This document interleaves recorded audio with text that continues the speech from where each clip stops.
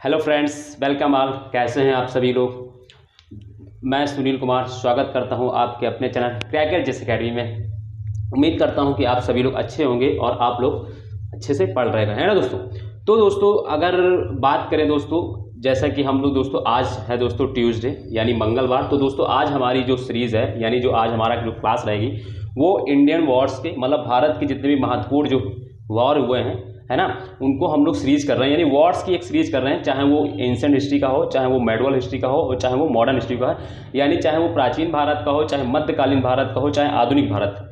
इसकी दोस्तों हम लोग एक सीरीज कर रहे हैं जिसमें दोस्तों अभी हम लोग एंशिएंट हिस्ट्री के ही वॉर्स तक पहुंचे हैं। जिसमें दोस्तों आज अगर हम बात करें तो आज हमारा दोस्तों जो बात है तो आज दोस्तों हम जिस पर बात करेंगे तो आज हम दोस्तों एक नए पर्सनालिटी पर बात करेंगे, समुद्रगुप्त। अगर उससे पहले हम लोग बात करें दोस्तों, हमारी जो इस सीरीज की दोस्तों 3 क्लासेस हो चुकी हैं।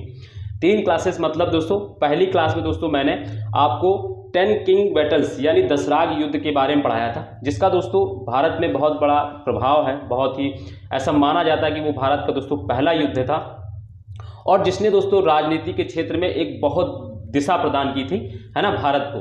ठीक है। उसके बाद दोस्तों दूसरा हम लोगों ने दूसरे जो व्यक्तित्व हैं उनके बारे में पढ़ा, यानी हम लोग दोस्तों दूसरे सिकंदर के बारे में पढ़ा दोस्तों, जिनको सिकंदर द ग्रेट भी बोला जाता है यानी महान बोला जाता है।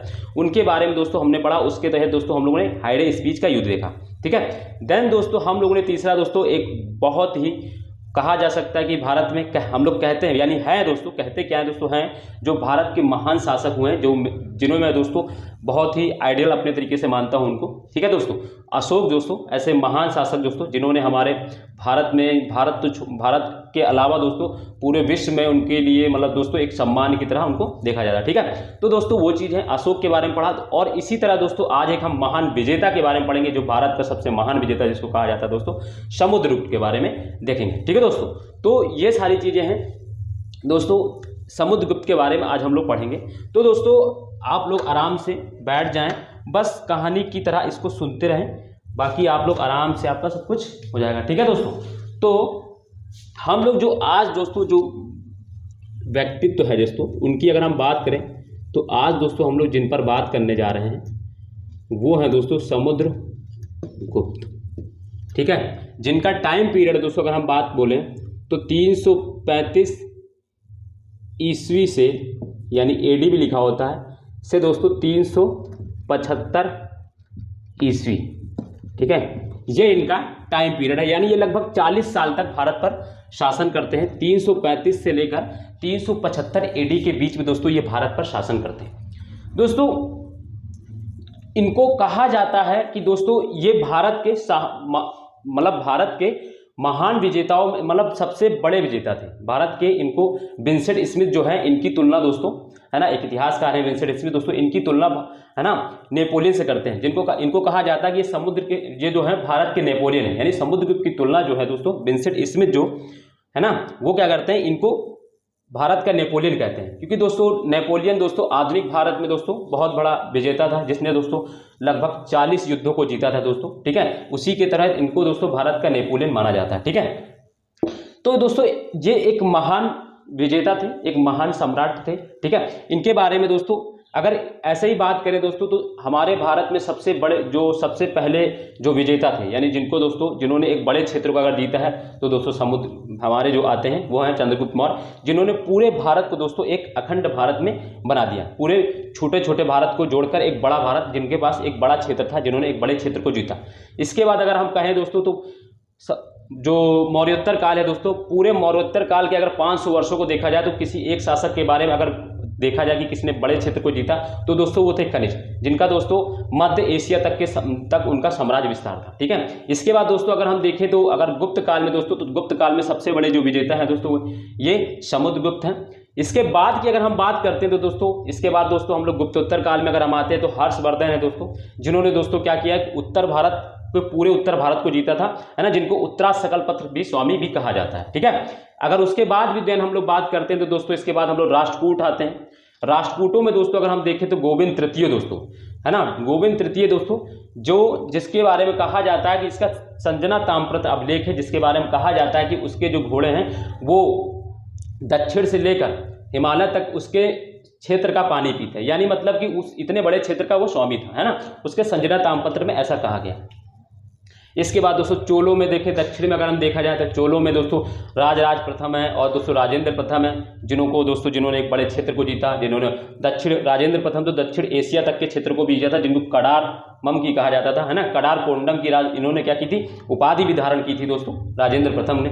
ठीक है, फिर इसके बाद अगर हम बात करें दोस्तों मध्यकाल भारत में अगर हम आए तो दोस्तों अकबर के बारे में कहा जा सकता है, अलाउद्दीन खिलजी के बारे में दोस्तों कहा जा सकता है, और फिर दोस्तों फिर इधर, है ना, सीधे जाके इधर औरंगजेब के बारे में कहा जाता है। तो ये कुछ ऐसे विजेता रहे हैं भारत में दोस्तों जिनने एक बड़े क्षेत्र को जीता है, जिनमें से दोस्तों सबसे बड़े क्षेत्र के जीतने में अगर हम बात करें दोस्तों समुद्रगुप्त ने एक बड़े क्षेत्र को जीता था, इसीलिए इनको भारत का महान विजेता कहा जाता है। इसलिए दोस्तों इनको जो विंसेंट स्मिथ है वो कहते हैं कि ये भारत के नेपोलियन है। ठीक है दोस्तों, तो इन्होंने एक बड़े क्षेत्र को जीता, आज हम उसी पर दोस्तों उनके बारे में चर्चा करेंगे। ठीक है दोस्तों, ये ऐसे एक मल्टी टैलेंटेड कह सकते हैं इंसान थे या एक राजा थे दोस्तों। इनके अभिलेख, इन्होंने एक साम्राज्य को जीता, मतलब एक बड़ा क्षेत्र तो जीता ही था दोस्तों।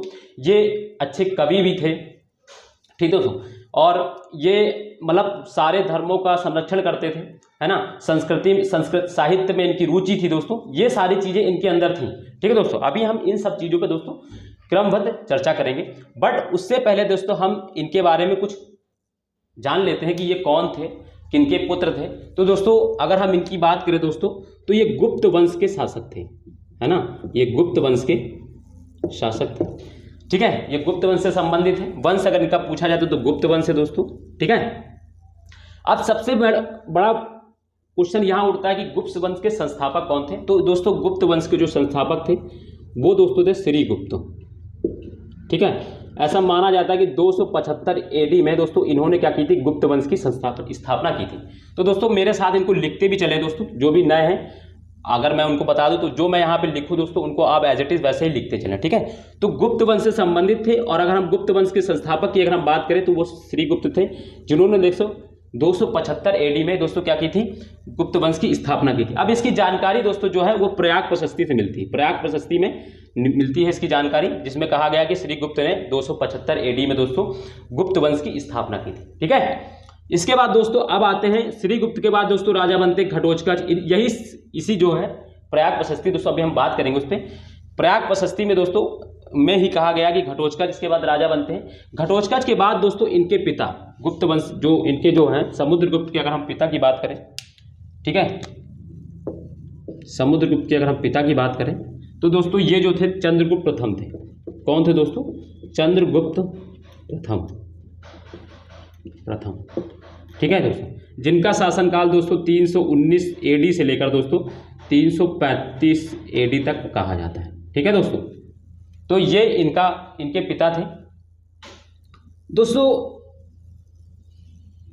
ये जो थे इनका विवाह जो था, चंद्रगुप्त प्रथम का विवाह जो था वो लिच्छवी गणराज्य की राजकुमारी, लिच्छवी गणराज्य की राजकुमारी दोस्तों, लिच्छवी गणराज्य की राजकुमारी दोस्तों, मैं यहाँ गणराज्य लिख रहा हूँ कि राजकुमारी दोस्तों कुमार देवी से हुआ था, कुमार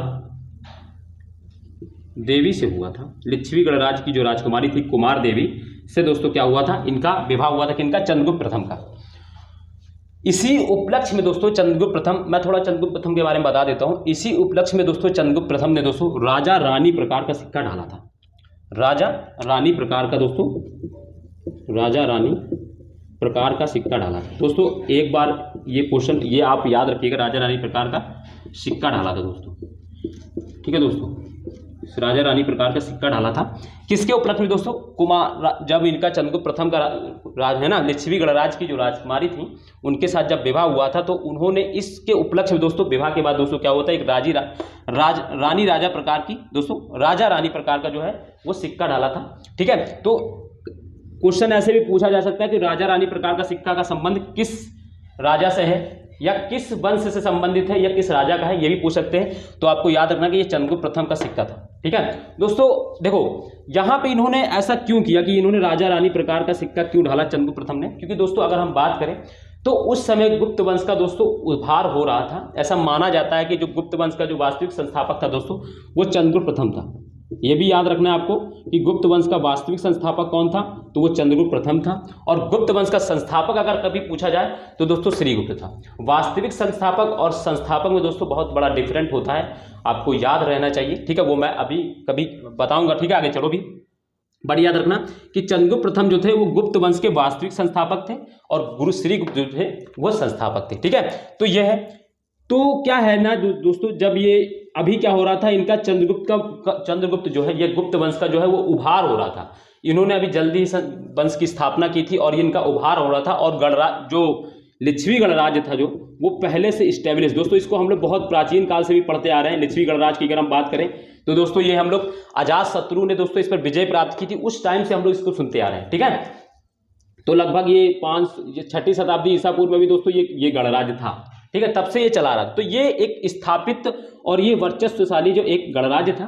तो इससे इनकी शादी होने के उपलक्ष्य में इन्होंने कहा था कि हमारा जो है राजा रानी प्रकार का इन्होंने सिक्का ढाला था, ठीक है। ये सम्मान में इनका डाला था, ठीक है। तो ये राजा रानी प्रकार का सिक्का किसका संबंध रखता है, तो चंद्रगुप्त प्रथम ने। चंद्रगुप्त प्रथम कौन थे, तो दोस्तों वो समुद्रगुप्त के पिता थे। ये बात हो गई, ठीक है। अभी हम दोस्तों अभी तो ये तो चीज ठीक है, ये तो दोस्तों हम लोग चंद्रगुप्त प्रथम के बारे में कहते हैं। बट अभी देखो हम सबूत दिलाते हैं कि ये इनके ही पुत्र थे कि नहीं थे, ठीक है। तो उसके लिए दोस्तों हम लोग जब अब चलते हैं, ठीक, ये सारी चीजें आपने लिख ली होगी, ठीक है। ये तो बात हो गई चंद्रगुप्त प्रथम की, ऐसा मैंने बता दिया। बट अभी मैं आपको एक चीज और बताता हूं दोस्तों। समुद्रगुप्त का जो सिक्का है ना, समुद्रगुप्त ने एक सिक्का ढाला है। समुद्रगुप्त ने दोस्तों एक सिक्का ढाला है ना, सोने का सिक्का ढाला। उसमें दोस्तों उसने स्वयं को, दोस्तों समुद्रगुप्त ने एक सिक्का ढाला, उसमें दोस्तों स्वयं को उसने क्या कहा है, लिच्छवी दोहित्र। समुद्रगुप्त अपने सिक्के में लिख रहा है दोस्तों, क्या लिख रहा है दोस्तों, लिच्छवी दोहित्र, दोहित्र। अब लिच्छवी गणराज्य था जिनका विवाह दोस्तों है ना, जिससे दोस्तों इनके पिता, मतलब हम पिता ना माने अगर, तो दोस्तों चंद्रगुप्त प्रथम ने जिससे विवाह किया था, है ना। चंद्रगुप्त का विवाह जो है लिच्छवी गणराज्य की राजकुमारी है ना कुमार देवी के से हुआ था। तो और ये अपने समुद्रगुप्त जो है वो अपने सिक्के में दोस्तों लिच्छवी दोहित्र लिखे। दोहित्र का मतलब क्या होता है, पुत्र है ना, पुत्री का पुत्र। दोस्तों दोहित्र का जो मतलब होता है वो पुत्री का पुत्र होता है। दोस्तों दोहित्र का जो मतलब होता है वो पुत्री का पुत्र, पुत्री का पुत्र। तो दोस्तों इस हिसाब से तो दोस्तों ये जो लिच्छवी गणराज्य है वो समुद्रगुप्त का जो है वो ननिहाल हो गया। तो अब जब हम देखेंगे तो, और यहाँ की जो रानी थी, जो राजकुमारी थी, वो कौन थी, कुमार देवी, कुमार देवी, ठीक है, जिनका विवाह दोस्तों किनसे हुआ था, चंद्रगुप्त प्रथम से। तो दोस्तों इस अकॉर्डिंग हम कह सकते हैं कि जो समुद्रगुप्त थे वो चंद्रगुप्त प्रथम के ही पुत्र थे, ठीक है। ये सारी चीजें देखो क्या होता है, इतिहास में जब तक साक्ष्य अगर नहीं मिले तो तब तक हम किसी चीज को लिए एकदम से वो हम डिक्लेयर नहीं कर सकते कि ये ही थे, है ना। बट हमारे पास इतने बड़े साक्ष्य, इनका सिक्का मिला है, इन्होंने कई अपने अभिलेखों में भी दोस्तों अपने को लिच्छवी दोहित्र कहा है, ठीक है दोस्तों। तो ये याद रखना है कि ये जो समुद्रगुप्त थे वो चंद्रगुप्त प्रथम के पुत्र थे और कुमार देवी इनकी माता थी। और इन्होंने जो सिक्का ढाला है उसमें दोस्तों स्वयं को लिच्छवी दोहित्र कहा है, ठीक है। ये तो दोस्तों बात हो गई समुद्रगुप्त के जीवन कुछ बारे में, ठीक है। तो अब हम यहां से आगे की ओर प्रस्थान करते हैं, यानी आगे की ओर बढ़ते हैं, ठीक। ये हो गई बात। अब हम बात करते हैं दोस्तों जिसके लिए दोस्तों हम लोग पढ़ रहे हैं। क्यों? क्योंकि दोस्तों जो समुद्रगुप्त थे इनको अगर किसी एक काम के लिए जाना जाता तो एक बड़े साम्राज्य का, है ना, इन्होंने एक बड़े साम्राज्य को जीता था, यानी एक महान विजेता थे, जिसके बारे में जो इनके मेन फोकस है, जो इनके लिए जो इनको महान बनाता है। तो दोस्तों हम लोग उसकी ओर ही बढ़ते हैं, ठीक है दोस्तों, सीधे। बट उससे पहले हम ये जान लेते हैं कि समुद्रगुप्त ने जो क्षेत्र का विजय किया है उन विजयों का स्रोत जो है, या समुद्रगुप्त की जानकारी के जो स्रोत हैं वो क्या है दोस्तों। तो समुद्रगुप्त की जानकारी के जो स्रोत है दोस्तों उनके बारे में हम थोड़ा सा चर्चा कर लेते हैं। तो दोस्तों इनके जो स्रोत हैं दोस्तों, जानकारी के जो स्रोत हैं दोस्तों, ठीक है, पहला स्रोत जो है इनका वो है दोस्तों जानकारी का एहोल अभिलेख, एहोल अभिलेख, ठीक है दोस्तों। ये दोस्तों मध्य प्रदेश में मिला है दोस्तों अभिलेख, एहोल अभिलेख। ये अभिलेख दोस्तों क्या करता है, इस अभिलेख में दोस्तों समुद्रगुप्त की तारीफ की गई है। तारीफ मतलब प्रशंसा की गई है। इस अभिलेख में दोस्तों समुद्रगुप्त को जो देवता थे इंद्र, मित्र, वरुण, विष्णु जी, इन सब के समतुल्य माना गया है। यानी इन सब के अंदर जो गुण थे वो अकेले सिर्फ समुद्रगुप्त के अंदर थे। इस अभिलेख में ऐसा कहा गया है। ठीक है दोस्तों, इस अभिलेख में बताया गया कि समुद्रगुप्त जो है इंद्र की तरह वीर है ना, वरुण की तरह करुणामय है ना, और दोस्तों विष्णु की तरह दोस्तों संरक्षक है। तो ये सारे गुण उसके अंदर बताए गए हैं। किसमें दोस्तों, ऐहोल अभिलेख में। ऐहोल दोस्तों ये भी एक प्रशस्ति की तरह ही लिखा गया, क्योंकि दोस्तों देखो क्या, जब किसी भी अभिलेख में क्या होता है, किसी भी राजा की जब प्रशंसा की जाती है तो उसको प्रशस्ति लेख बोला जाता है। जैसे हम लोग क्या पढ़ते हैं, प्रयाग प्रशस्ति लेख। तो प्रयाग को प्रशस्ति क्यों कहते हैं, क्योंकि दोस्तों ये समुद्रगुप्त की प्रशंसा में लिखे गया है। सारा जितना भी कुछ है इनका वर्णन जो किया गया है वो सिर्फ प्रशंसा के तौर पर ही किया गया है। ठीक है दोस्तों, ऐसे एरण प्रशस्ति लेख बोला जाता है। वो जो रवि कीर्ति का है, जो पुलकेशिन द्वितीय के लिखा गया है, वो भी दोस्तों उसकी प्रशंसा में लिखा गया है। तो जो प्रशंसा में लिखे जाते हैं दोस्तों उसको प्रशस्ति लेख बोला जाता है, इसीलिए प्रयाग प्रशस्ति लेख होता है। ठीक है, चीजें समझ में आ गई। तो दोस्तों ये ऐहोल अभिलेख है जिसमें दोस्तों समुद्रगुप्त की प्रशंसा की गई, जिनको दोस्तों इंद्र, मित्र, वरुण है ना, और दोस्तों विष्णु के समान इनको माना गया। यानी जो सारे गुण इनके अंदर थे अलग अलग लोगों के अंदर, वो सारे एक ही गुण इनके अंदर आ गए, सारे गुण। ठीक है, तो ये सारी चीजें इनकी चर्चा की गई। ये तो पहला इनका जानकारी का स्रोत है।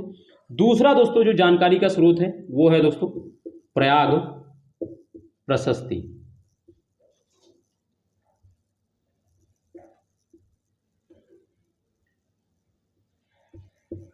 प्रयाग प्रशस्ति, ठीक है।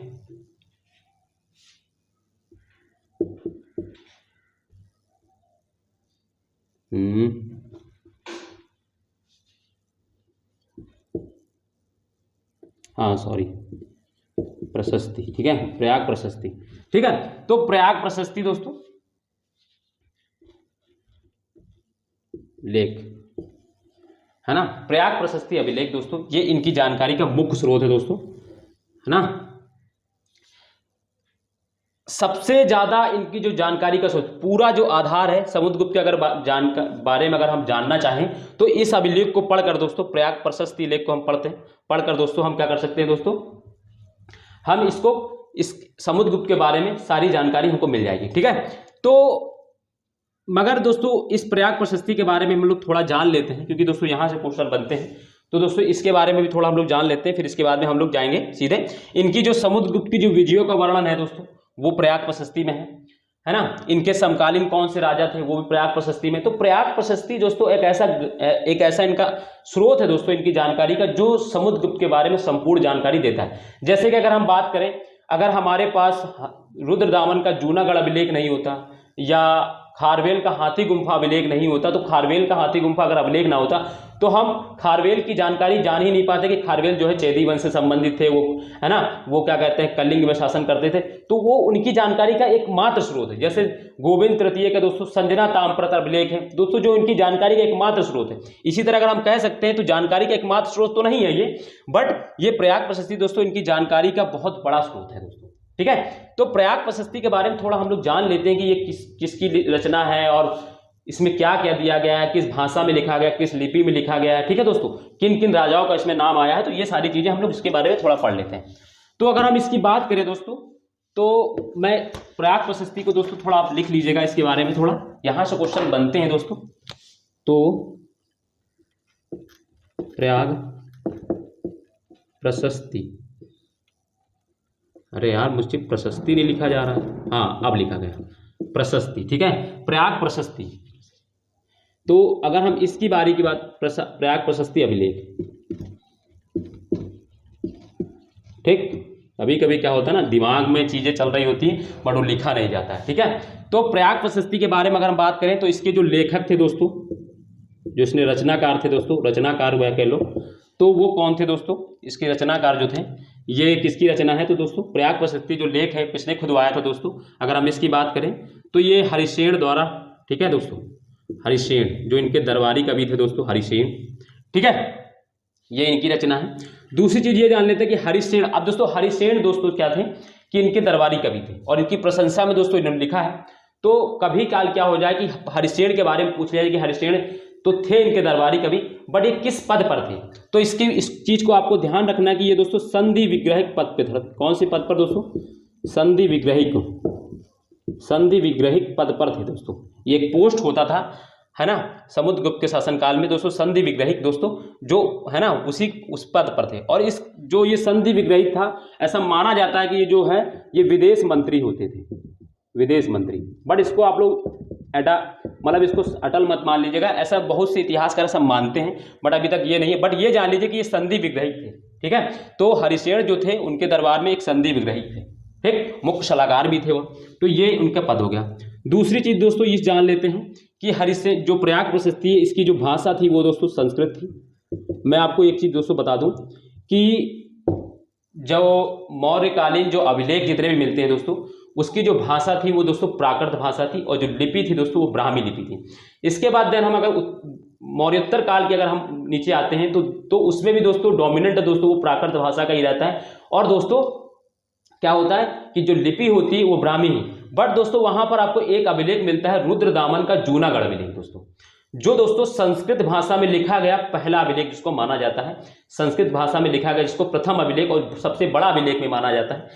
तो याद रखना है दोस्तों, ठीक है, प्रथम अभिलेख माना जाता है संस्कृत भाषा में लिखा हुआ। वहीं से दोस्तों क्या होता है, जो अभिलेखों की जो लिखने की जो भाषा है वो दोस्तों संस्कृत की बढ़ जाती है। इसके बाद दोस्तों अगर हम आते हैं गुप्त काल में, तो गुप्त काल में जितने भी अभिलेख लिखे जाते हैं है ना, अधिकतर जो अभिलेख है वो संस्कृत भाषा में लिखे जाते हैं, और जो लिपि तो वो ब्राह्मी ही रहती, ठीक है।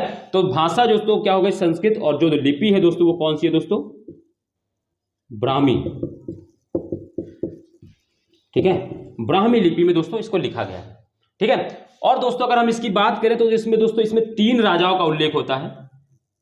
इसमें दोस्तों 3 राजाओं का नाम आता है दोस्तों इस अभिलेख में दोस्तों, प्रयाग प्रशस्ति अभिलेख में दोस्तों 3 राजाओं का उल्लेख है दोस्तों। कौन कौन से दोस्तों? तो पहले अशोक, दूसरा दोस्तों समुद्रगुप्त, तीसरा दोस्तों जहांगीर। तो दोस्तों 3 वंश हैं, 3 राजा हैं, एक मौर्य वंश का, एक गुप्त वंश का, और तीसरा दोस्तों जहांगीर, वो है ना, वो कौन से दोस्तों? मुगल काल के दोस्तों।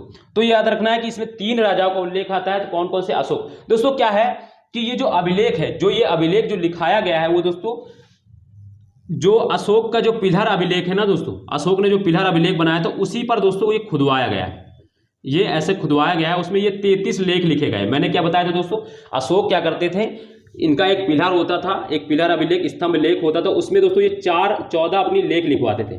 और इनका जो इस अशोक का एक पिलर है यानी एक स्तंभ लेख है, उसी पर दोस्तों इन्होंने या समुद्रगुप्त ने जो लेख खुदवाया है, ठीक है, उसमें दोस्तों 33 लेख खुदवाए हैं।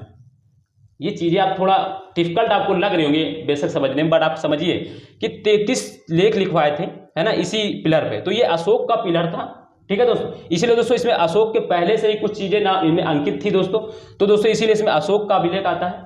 दूसरी चीज ये है दोस्तों, इसको दोस्तों जहांगीर अपने दरबार में उठा कर ले गया था, इसीलिए इसमें जहांगीर का भी नाम दोस्तों आता है।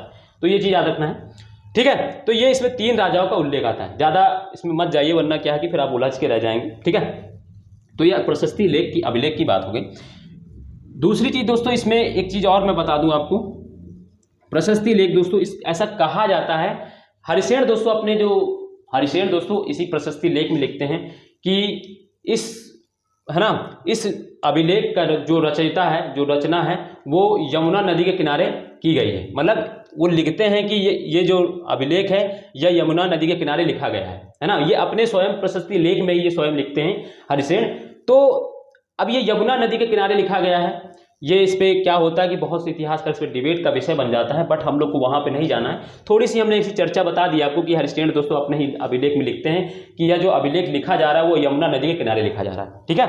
हो सकता है कि इसको बाद में क्या कहते हैं कि ये अशोक का रहा हो, इसको बाद में जहांगीर कहीं और उठा के लेकर अपने दरबार में ले गया हो, फिर इसको पढ़ा गया हो, ये सारी चीज़ें हो सकती हैं, ठीक है। बट हमको उतना डिटेल में वहाँ जाने की कोई ज़रूरत नहीं है, हमारा यहाँ से काम चल जाएगा। तो ये हमने प्रशस्ति अभिलेख के बारे में थोड़ी सी जानकारी जो आपको होना चाहिए दोस्तों वो मैंने दे दी है। आपको संधि विग्रहिक हरिशेन जो थे वो संधि विग्रहित उनके बारे में चीज़ हो गई। ठीक है, तो ये इनकी जानकारी का स्रोत भी है और हमने प्रशस्ति लेख के अभिलेख के बारे में जान लिया। दोस्तों याद रखिएगा, यहाँ से क्वेश्चन बार बार पूछे जाते रहे। समुद्रगुप्त दोस्तों ऐसी पर्सनालिटी रहे हैं, ऐसे व्यक्तित्व है दोस्तों जिनके बारे में बार बार पेपर में क्वेश्चन आता रहा है, और प्रयाग प्रशस्ति जो इनकी जानकारी का मुख्य स्रोत है, तो इसलिए यहाँ से भी क्वेश्चन बनते हैं। हरिशेन दोस्तों इनके दरबारी कवि थे जो संधि विग्रहिक पद पर थे। ये एक बार क्वेश्चन पूछा भी जा चुका है दोस्तों, भविष्य में क्वेश्चन पूछा जा सकता है, तो आप इसकी ओर ज़्यादा विशेष फोकस करते रहें। ठीक है, तो ये चीज़ हो गई। अब दोस्तों हम सीधे आते हैं जिस चीज़ के लिए दोस्तों इनको हम लोग पढ़ते हैं, यानी महान विजेता के रूप में जो हम लोग पढ़ते हैं। तो दोस्तों इन्होंने ऐसे कौन कौन से क्षेत्र जीत लिए थे, या इनको महान विजेता क्यों कहते हैं, जबकि तो चंद्रगुप्त मौर्य ने भी एक बड़ा क्षेत्र जीता था, है ना, जिसको इनको दोस्तों भारत का सबसे महान विजेता माना जाता है। ठीक है, चंद्रगुप्त से बड़े क्षेत्र को ऐसा माना जाता है कि इन्होंने चंद्रगुप्त से ज़्यादा बड़े क्षेत्र को जीता। तो ऐसा क्यों माना जाता है ना, इनको महान विजेता क्यों भारत का माना जाता है? तो दोस्तों इसके पीछे का मैं रीजन आपको बताता हूँ। देखो अब हम लोग दोस्तों इनके विजयों पर आ रहे हैं, सीधे इनके विजय अभियान पर आ रहे हैं। ठीक है दोस्तों, इनके विजय अभियान को पढ़ेंगे हम लोग, जिसके लिए फेमस है। बट उससे पहले मैं थोड़े आपको एक चीज़ बता दूं ताकि आप लोग लिंक कर पाए कि क्यों इनको एक महान विजेता कहा जाता है। तो दोस्तों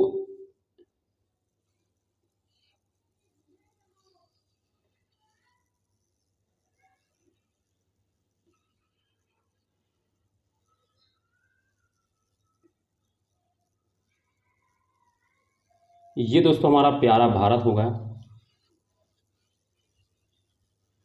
ठीक है, ये दोस्तों हमारा प्यारा भारत है। तो प्यारे भारत में यहाँ पे दोस्तों बिहार था, बिहार में दोस्तों ये स्टेट है। बिहार में दोस्तों कौन सा स्टेट था? मगध, मगध है ना, मगध बोला जाता था। मगध की राजधानी दोस्तों क्या थी? पाटलिपुत्र। ठीक है, तो जो इनके वास्तविक संस्थापक थे, जो इनके पिता थे समुद्रगुप्त के, चंद्रगुप्त प्रथम, है ना, चंद्रगुप्त प्रथम जो इनके पिता थे, इनके जो क्षेत्र, जो विजित क्षेत्र है उसके बारे में स्पष्ट नहीं है, बट ऐसा कहा जाता है कि उनका जो साम्राज्य था, यानी चंद्रगुप्त प्रथम का जो साम्राज्य था, वो मगध से लेकर, मगध यानी दोस्तों बिहार यानी पाटलिपुत्र वाला जो क्षेत्र है दोस्तों, मगध से लेकर दोस्तों बनारस तक इनका साम्राज्य था, यानी यूपी के बनारस तक इनका साम्राज्य था। तो ये यहाँ से लेकर ऐसे हम मान लेते हैं ये पूरा साम्राज्य दोस्तों, ये है ना, ये यूपी का दोस्तों, हम लोग थोड़ा मैप में थोड़ा वो हो जा रहा है। ठीक है, ऐसे करके इसको बना लेते हैं और इसको समझ लेते हैं कि ये यहाँ पे बिहार था और यहाँ से लेके बिहार ये बनारस वाला एरिया, और ये पूरा तराई वाला है ना यूपी से, ये पूरा।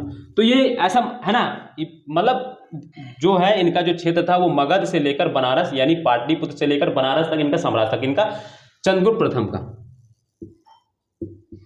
ठीक है, उसके बाद दोस्तों जब समुद्रगुप्त राजा बने हैं तो उन्होंने दोस्तों पूरे भारत में ये कश्मीर पूरा, है ना, इधर दोस्तों ये सिंध वाला क्षेत्र, ये गुजरात को छोड़ दो, यहाँ पे ये महाराष्ट्र प्रांत को छोड़ दो, यहाँ से लेकर पूरा दोस्तों श्रीलंका को भी दोस्तों इन्होंने जीता। ठीक है, फिर इसको बाद इधर दोस्तों इन्होंने असम वाला पूरा क्षेत्र जीता। ये तो ये इतना बड़ा क्षेत्र दोस्तों, यहाँ से लेकर ये पूरा इतना बड़ा क्षेत्र इन्होंने अपने क्षेत्र में कब्जा कर लिया। तो दोस्तों इसलिए दोस्तों इनको क्या कहा जाता है? ये भारत के महान विजेता इनको कहा जाता है। ठीक है, क्योंकि दोस्तों इन्होंने इतने बड़े क्षेत्र को, एक छोटा क्षेत्र इनको मिला था, बट इन्होंने एक छोटे क्षेत्र को दोस्तों एक बड़े साम्राज्य में कन्वर्ट कर दिया, इसलिए दोस्तों इनको महान विजेता कहा जाता है। ठीक है, तो दोस्तों ये इनके बारे में हो जाए। अब दोस्तों हम क्या है, इन्होंने जब अभियान शुरू किया तो इनके अभियान का जो चरण है वो अलग अलग है। इन्होंने अलग अलग क्षेत्र को अलग अलग समय पर जीता, उसके लिए अलग अलग नीति बनाई है जो इसके लिए फेमस है, जो इनके बार बार क्वेश्चन में आता है। तो अब हम उनको पढ़ते हैं दोस्तों। ठीक है,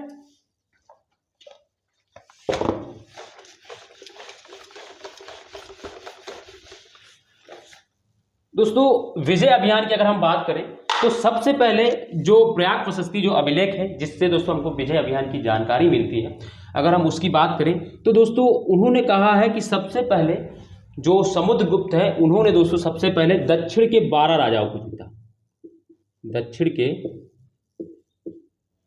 12 राजाओं को जीता, को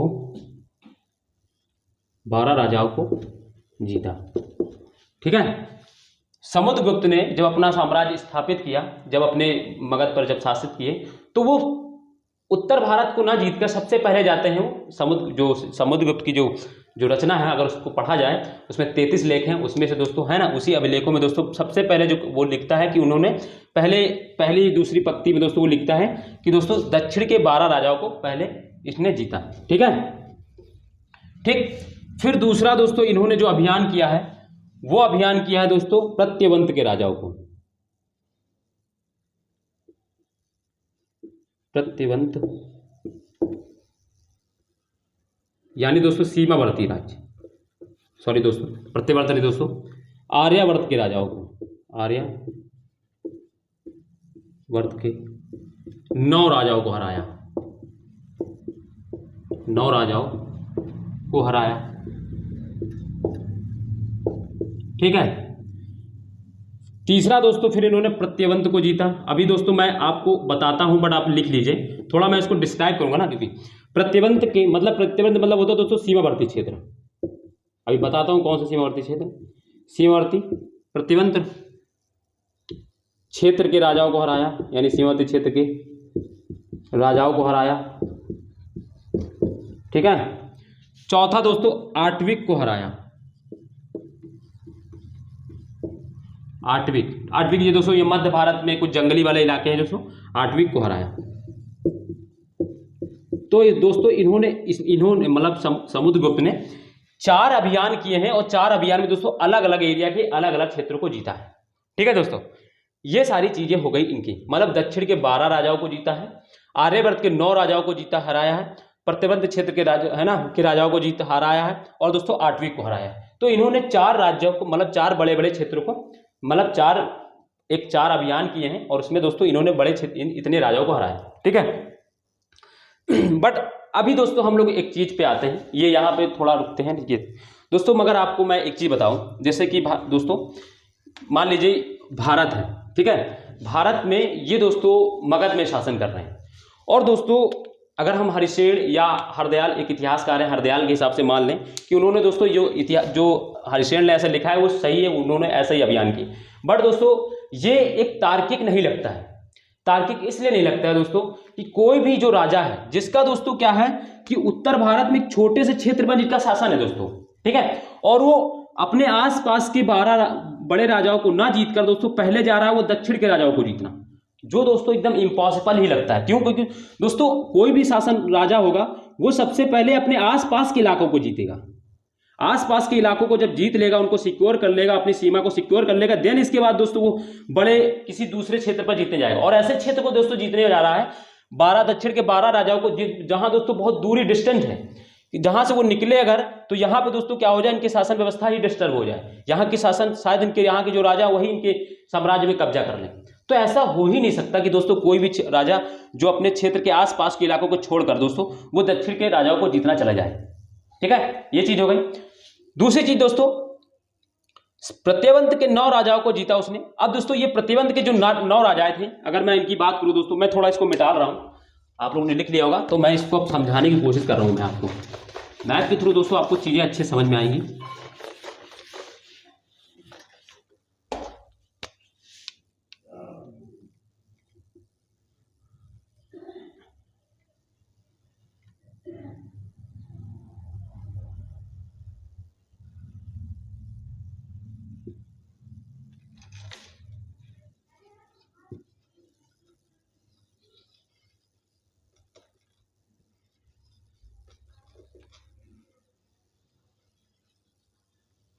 ठीक है दोस्तों, ये हो गया, ये हमारा प्यारा भारत है।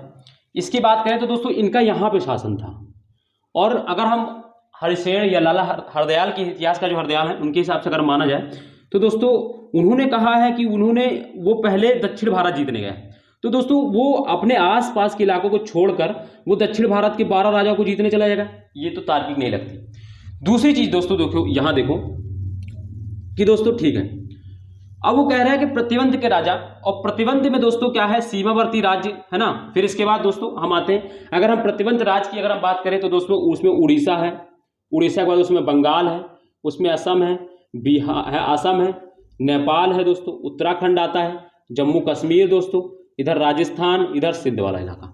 तो दोस्तों आप एक चीज फील करिए कि एक राजा दोस्तों है ना, किसी समय पे एक ही जगह अभियान कर सकता है ना, या तो वो उड़ीसा को जीतेगा, या वो बंगाल को जीतेगा, या वो असम को जीतेगा, या वो नेपाल को जीतेगा, या वो उत्तराखंड को जीतेगा, या जम्मू। एक ही समय में वो इतने क्षेत्र को कैसे जीत सकता है दोस्तों? मतलब प्रतिबंध के जो सीमावर्ती क्षेत्र हैं वो एक ही समय में वो पूरे क्षेत्र को नहीं जीत सकता दोस्तों। कोई भी राजा होगा वो चहुमुखी दोस्तों आक्रमण कैसे कर लेगा? वो इधर नेतृत्व करेगा कि इधर कौन करेगा? तो ये चीज भी दोस्तों थोड़ी तार्किक नहीं लगती कि प्रतिबंध के पूरे राजा को उसने एक साथ जीता हो। ठीक, और फिर इसके बाद दोस्तों उत्तर भारत के जो राजा हैं, अब ठीक है, ये सारी चीजें इसकी थोड़ी जो इनके जो अभिलेख हैं इनके क्रमबद्धता न होने के पीछे इतिहासकार जो डिबेट करते हैं उनकी थोड़ी हम लोगों ने चर्चा कर ली कि दोस्तों ऐसा तो पॉसिबल ही नहीं कि कोई भारत जो सम्राट जो शासक है वो उत्तर के भारत के अपने आसपास के सीमावर्ती क्षेत्र को न जीतकर दोस्तों वो दक्षिण में जाएगा अभियान करने, ऐसा पॉसिबल ही नहीं। उस समय जब वो संचार का साधन इतना अच्छा नहीं था, जहां पे जाने आने में काफी समय लग जाता था। ठीक है, तो ये चीज है। तो प्रयाग प्रशस्ति में जो इनके युद्धों का जो मतलब जो सूचियां दी गई हैं तो वो ऐसा कैसे उन्होंने अरेंज किया उसको, तो इसके लिए दोस्तों एक चीज हम कह सकते हैं उन्होंने कि जो समुद्रगुप्त के जो प्रयाग प्रशस्ति के जो लेखक हरिश्रेण हैं, हरिश्रेण ने दोस्तों इनके दोस्तों जो अभियान है उनके लिए दोस्तों उन्होंने एक नीति ये अपनाई है कि दोस्तों उसने जैसे दक्षिण के 12 राजाओं को जीता तो 12 राजाओं के प्रति उसने क्या नीति है, उसने एक पॉलिसी और एक लिस्ट दोस्तों बनाई है, यानी एक सूची बना दी है और एक लिस्ट। यानी उसने ये कह दिया कि दक्षिण के 12 राजाओं को जीता है और उनके प्रति ये नीति अपनाई। बट उसने क्रमबद्ध में ये नहीं दर्शाया कि किसको पहले जीता और किसको बाद में जीता। उसने क्या किया है कि किसी क्षेत्र को जीता, जैसे उसने दक्षिण भारत के राजाओं को जीता तो दोस्तों उनके प्रति क्या नीति अपनाई है और कौन से राजा थे वहां पर उन्होंने लिख दिया। ठीक है, उन्होंने क्रमबद्धता का कोई ध्यान नहीं रखा कि अगर हम पहले लिस्ट में अगर हम दक्षिण भारत को लिख देंगे तो उसके बाद हम उत्तर भारत को लिखेंगे तो थोड़ा पढ़ने में या लोगों के इतिहासकार में ये अब वो उस चीज की चिंता नहीं कर रहे थे। उन्होंने तो क्या किया है कि किस राजा के प्रति उन्होंने, यानी देखो दक्षिण भारत के राजा जीता कि राजाओं को जीता, उसने वहां के राजाओं के प्रति एक नीति अपनाई, तो उसी नीति को है ना उस पर क्या कर दिया, उसको पूरे एक सूची में लिस्ट संभवतः क्रमबद्ध कर दिया। तो अब हम लोग उसी चीज पे बात करेंगे। ठीक है दोस्तों, तो क्या हुआ दोस्तों, जब वो दक्षिण भारत में विजय अभियान के लिए निकला दोस्तों तो उसने क्या किया।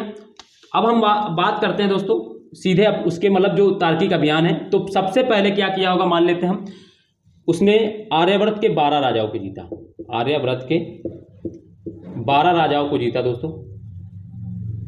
ठीक है, आर्यव्रत के 12 राजाओं को जीता दोस्तों, और दोस्तों जीता और इनके प्रति क्या नीति अपनाई है जिसकी बात हम करते हैं। तो जीता दोस्तों और इनके प्रति दोस्तों उसने जो नीति अपनाई है वो प्रस्भोधरण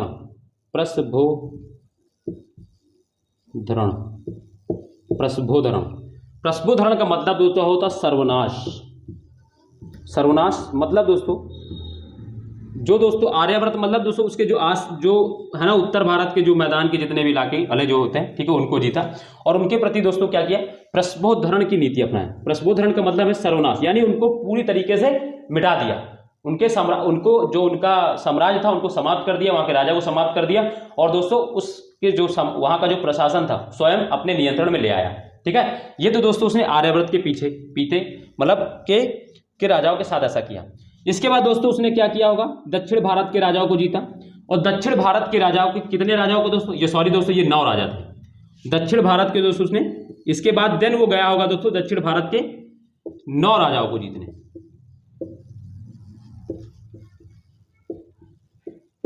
और क्या किया, 9 राजाओं को जीता और इनके प्रति सॉरी दोस्तों 12 राजा होंगे, 9 दोस्तों आर्यव्रत के हैं और 9 12 यहाँ। और दक्षिण भारत के दोस्तों क्या किया है, 12 राजाओं को जीता और इनको क्या किया है, इनके प्रति जो नीति अपनाई है ग्रहण मोक्ष अनुग्रह। ग्रहण मोक्ष अनुग्रह मतलब पहले इनको हराया, इनको बंदी बनाया, फिर क्या किया, इनके अनुनय विनय पर क्या किया दोस्तों, मोक्ष यानी मुक्त कर दिया और इनको अनुग्रह के तहत है ना, इनके अनुनय और विनय के तहत इनको क्या कर दिया, मुक्त कर दिया। ठीक है, तो क्या किया, ग्रहण मोक्ष अनुग्रह की नीति अपनाई किनके प्रति, दक्षिण के 12 राजाओं के प्रति। पहले दोस्तों गया जीता, जीत के बाद इनको बंदी बनाया, बट में क्या किया, इन राजाओं ने अनुनय विनय किया दोस्तों और क्या किया, फिर इन्होंने इनको मुक्त कर दिया और उनपे अपने भारत वहां के मतलब जो वो क्षेत्र जीते थे उन पर शासन करने की अनुमति दे दी। ठीक है, तो ये क्या हुआ दक्षिण भारत के राजाओं के प्रति। फिर इसके बाद अगर हम बात करते हैं प्रतिवंत के दोस्तों जो क्षेत्र थे, यानी सीमावर्ती जो क्षेत्र थे, प्रतिवंत दोस्तों यानी जो सीमावर्ती क्षेत्र था, उसकी बात करें तो दोस्तों, तो वहां पे क्या नीति अपनाया है, वहां पे जीतने के बाद दोस्तों उसने क्या किया है, उसने क्या किया कि आज्ञा सर्व करदान दोस्तों, सर्व करदान, आज्ञाकरण,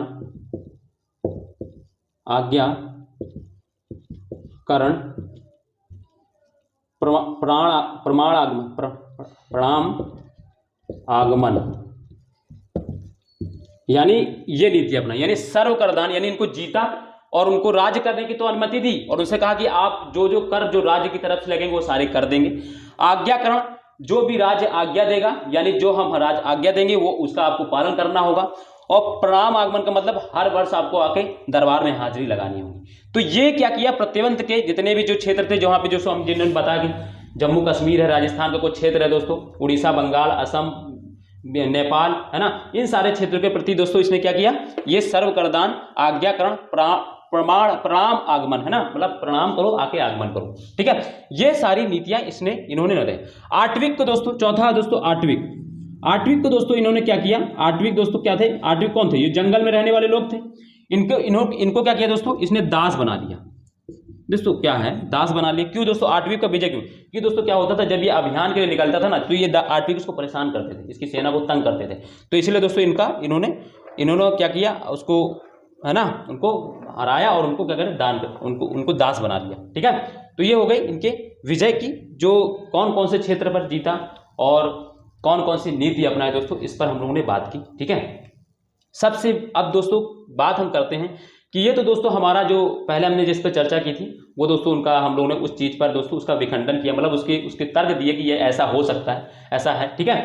बात अब हम करते हैं दोस्तों इसके बाद कि इन्होंने दोस्तों ये जो समुद्रगुप्त हैं, इन्होंने हर क्षेत्र के लिए अलग अलग नीति क्यों अपनाई। भाई सारे जब पूरे क्षेत्र को जीत ही लिया था तो पूरे क्षेत्र को दोस्तों अपने अंडर में ले आते, या अलग क्षेत्र के लिए अलग नीति क्यों अपनाई दोस्तों। यानी कि प्रतिबंध के लिए दोस्तों उन्होंने ये सर्वकरदान, आज्ञाकरण, प्रणाम आगमन की नीतियां बनाई। उत्तर आर्यव्रत के 9 राजाओं के प्रति इन्होंने प्रस्पोधरण की नीति अपनाई, यानी पूरा उनको समूल नाश ही कर दिया। दक्षिण भारत के 12 राजाओं के प्रति इन्होंने क्या किया दोस्तों, अनुग्रह की नीति, ग्रहण मोक्ष अनुग्रह की, यानी उनको मुक्त कर दिया। आठवीं राजाओं के प्रति इन्होंने दास बना लिया। तो ये इनकी नीति इन्होंने ऐसी क्यों अपनाई, आखिर इन्होंने ऐसा क्यों किया। तो दोस्तों इसके पीछे का थोड़ा हम लोग लॉजिक देखते हैं। लॉजिक देखने का मतलब है दोस्तों, यहाँ पे दोस्तों हम लोग थोड़ा तुलना करके पढ़ेंगे। तुलना मतलब दोस्तों जैसे मोहम्मद बिन तुगलक है, अलाउद्दीन खिलजी है, या औरंगजेब है, या समुद्रगुप्त है, इनके बारे में थोड़ा हम लोग तुलनात्मक करके पढ़ेंगे कि इन्होंने ऐसी नीति क्यों अपनाई, क्यों नीति अपनाई, है ना, क्यों ऐसी नीति अपनाई, अलग अलग क्षेत्रों के लिए अलग अलग नीति क्यों अपनाई। तो दोस्तों इसके बाद हम बात करते हैं। तो दोस्तों देखो, ये हमारा अगर भारत अगर हम मान लें, ठीक है, मैं जल्दी जल्दी बना रहा हूँ दोस्तों क्योंकि टाइम लगता है फिर बनाने में। सब मान लो ये भारत है, हालांकि मैं इससे अच्छा बना सकता हूँ, बट मैं अभी जल्दी जल्दी के चक्कर में थोड़ा इसको जल्दी कर दे रहा हूँ, ठीक है। तो ये भारत है दोस्तों।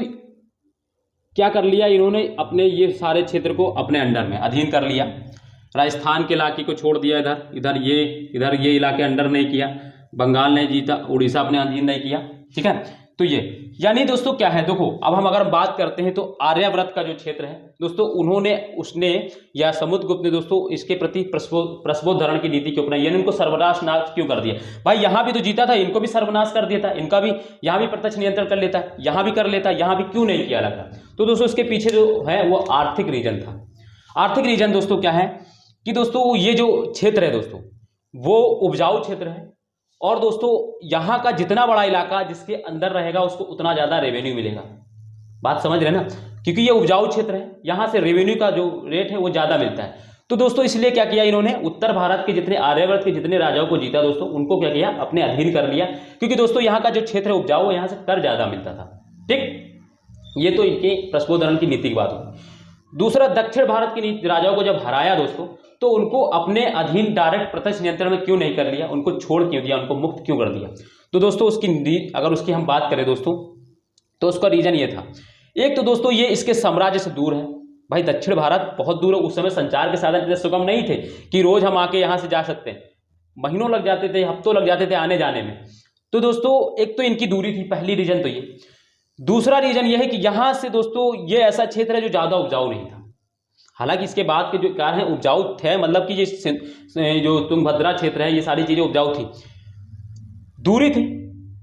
दूसरा यहाँ के जो लोग थे वो अगर उनको ये प्रत्यक्ष नियंत्रण में कर लेता तो दूरी की वजह से क्या होता, ये बार बार विद्रोह करते तो फिर इसको यहाँ पे आना पड़ता, और फिर क्या होता, फिर इसको यहाँ पे, तो ये इसकी जो अव्यवस्था इसके साम्राज्य में फैल जाती, दूरी की वजह से लोग इसको अब विद्रोह कर देते हैं। हालांकि जो उत्तर मध्यकालीन भारत पढ़ोगे तो इसे देखने को मिलता है बार बार, ठीक है।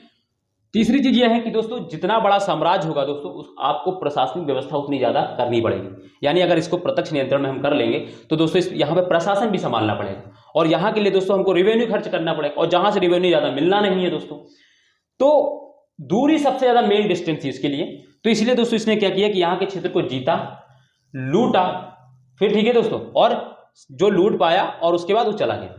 तो फिर दोस्तों इसने जब ये ही किया था दोस्तों, तो ये जब इसको अधीन नहीं लाना था तो इन्होंने दोस्तों फिर समुद्रगुप्त ने यहाँ पे विजय क्यों किया था, तो विजय करने के पीछे का अगर हम बात करें तो वो जो अगर हरिश्चंद्र की बात अगर हम माने तो हरिश्चंद्र कहते हैं कि विजय जो समुद्रगुप्त थे वो धारणी बंध की संकल्पना से दोस्तों धारणी बंध की संकल्पना करना चाहते थे, यानी पूरे पृथ्वी को एक धारण में, एक सूत्र में बांधना चाहते थे।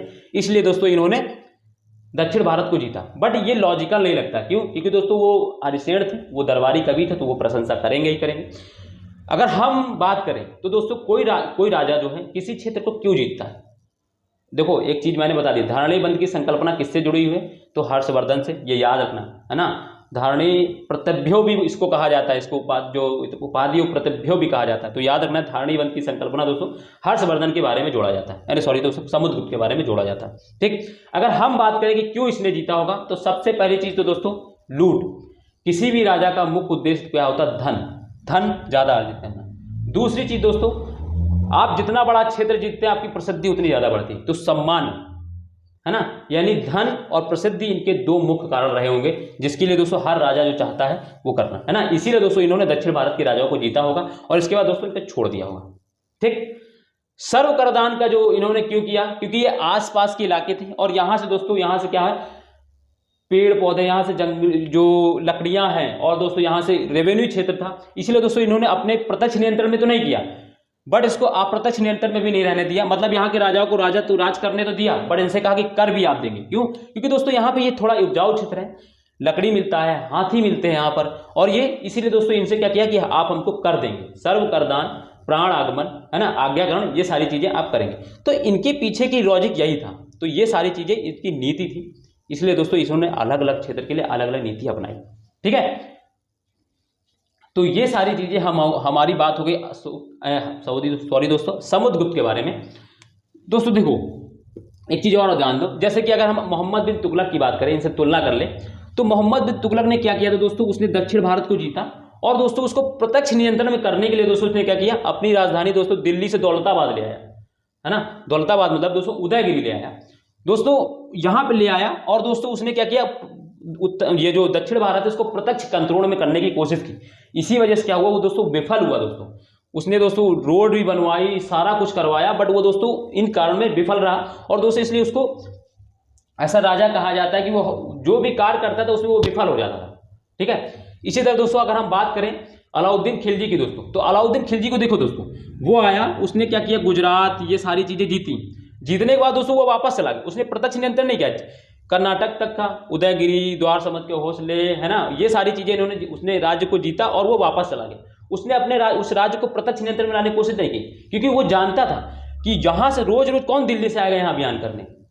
और वो जो मोहम्मद बिन तुगलक था वो बहुत ही आशावादी दोस्तों इंसान था, उसको दोस्तों वो सोच रहा था कि हम इसको प्रत्यक्ष नियंत्रण में कर लेंगे, बट वो इस चीज में विफल रहता है। इसीलिए दोस्तों उसको एक नाकामयाब शासक भी कहा जाता है, ठीक है दोस्तों। तो ये दोस्तों हमारी समुद्रगुप्त के बारे में जो चर्चा होनी चाहिए थी, जितनी आपको जानकारी होनी चाहिए थी, वो सारी जानकारी मैंने दे दी। मैंने आपको ये इतना डिटेल इसलिए पढ़ाया, अगर आप कोई पीसीएस का मेंस देंगे तो पीसीएस के मेंस में हो सकता है ऐसा क्वेश्चन पूछ लिया जाए कि इसने जो ऐसी नीति थी, अलग अलग क्षेत्रों के लिए अलग अलग नीति क्यों अपनाई थी, या समुद्रगुप्त के अभियानों की चर्चा कीजिए, तो उनकी वो सारी चीज़ें आप आराम से लिख सकते हैं। आप कंट्रोवर्सी, आप विवाद, पक्ष विपक्ष के बारे में भी थोड़ा बात कर सकते हैं। ठीक है, तो इतनी बात दोस्तों आपको पता होनी चाहिए थे समुद्रगुप्त के बारे में। दोस्तों उम्मीद करता हूं कि दोस्तों मैंने जो आपको ज्ञान दिया है या आपको जो मैंने क्लास कराई है, जब मैंने जो पढ़ाया वो दोस्तों आपको अच्छा लगा हो। और हाँ, अगर दोस्तों मेरी वीडियो अगर आपको पसंद आ रही है दोस्तों, तो वीडियो को दोस्तों शेयर करें, ज़्यादा से ज़्यादा लोगों को शेयर करें दोस्तों। मुझे ऐसा लग रहा है दोस्तों आप लोग थोड़ा सपोर्ट नहीं कर रहे हैं, थोड़ा मतलब क्या हो रहा है कि वीडियो को शेयर नहीं कर रहे हैं, क्योंकि दोस्तों वो मुझे लग रहा है। ठीक है, तो आप लोग दोस्तों, मैं आप लोगों के लिए इतना मेहनत करता हूं, तो आप लोग का भी थोड़ा फर्ज बनता है दोस्तों, आप लोग भी थोड़ा सपोर्ट करें कि दोस्तों वीडियो को दूसरों को शेयर करें दोस्तों। ठीक है, जितने ज़्यादा लोग जुड़ेंगे आप लोगों को बेनिफिट होगा। आप लोग के लिए मैं और भी चीज़ें प्लान कर रहा हूँ। ठीक है दोस्तों, तो मैं चाहता हूँ कि दोस्तों वो हर कोई जो चाहता है अच्छी नॉलेज लेना पेपर के अकॉर्डिंग, क्योंकि आजकल पेपर का जो स्टैंडर्ड है वो बढ़ गया है, उसके अकॉर्डिंग अगर चाहते हैं तो दोस्तों आप जरूर दोस्तों उनको ले आएँ, अपने दोस्तों को भी बताएं। ठीक है, और दोस्तों दूसरी चीज़ है दोस्तों, वीडियो पर कमेंट भी कर दिया करें, वीडियो को लाइक कर दिया करें। ठीक है, तो ये सारी चीज़ें आप अपने तरफ से कर सकते हैं दोस्तों। आप लोग चाहें तो इतना कुछ कर सकते हैं बड़े आराम से, कोई दिक्कत नहीं है। ठीक है, और जिन्होंने दोस्तों अभी तक वीडियो चैनल को सब्सक्राइब नहीं किया दोस्तों, तो सब्सक्राइब भी कर लें। ठीक है, तो इसी के साथ दोस्तों आज क्लास को यहीं तक रखते हैं। फिर दोस्तों हम लोग कल मिलेंगे। कल दोस्तों हमारी इंडियन ज्योग्राफी सीरीज चल रही है दोस्तों। हाँ, जो भी दोस्तों अभी जिनको मैं बता दूं दोस्तों, हमारी एक इंडियन ज्योग्राफी की सीरीज भी चल रही है दोस्तों, जिसमें हम लोग ट्राइब्स पढ़ा रहे हैं। ट्राइब्स दोस्तों लास्ट टॉपिक बचा है। इसके बाद दोस्तों हम लोग देन सीधे मानसून आ जाएंगे, और उससे पहले जितना भारत का था वो हम पढ़ा चुके हैं। आपको पूरा दोस्तों चीज़ें मिल जाएंगी। तो इंडियन ज्योग्राफी में भी दोस्तों हमारी चल रही है, वो भी आप देख सकते हैं। ठीक है, तो चलिए दोस्तों हम लोग फिर कल मिलते हैं। बाय, जय हिंद।